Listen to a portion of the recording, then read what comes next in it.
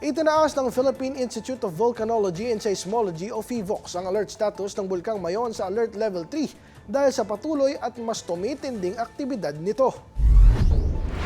Ayon sa PHIVOLCS, ang Alert Level 3 ay nangangahulugang mataas na antas ng volcanic unrest kung saan ang magma ay malapit na o nasa ibabaw na ng bunganga ng bulkan na maaaring magresulta sa mapanganib na pagsabog sa loob ng ilang araw o linggo.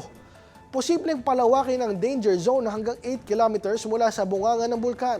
Sa pinakahuling ulat, nakapagtala ang PHIVOLCS ng 346 rockfall events at 4 na volcanic earthquakes simula January 1, 2026, patunay ng bigla ang pagtaas ng aktibidad kumpara sa mga naitalang pagguho noong huling bahagi ng 2025. Napansin din ang mas malinaw na pagguho ng bato na senyales ng paglaki ng lava dome at paglabas ng bagong lava sa bunganga ng bulkan. Dahil sa panganib, pinapayuhan ng mga residenteng nasa loob ng 6 kilometers permanent danger zone na lumikas agad.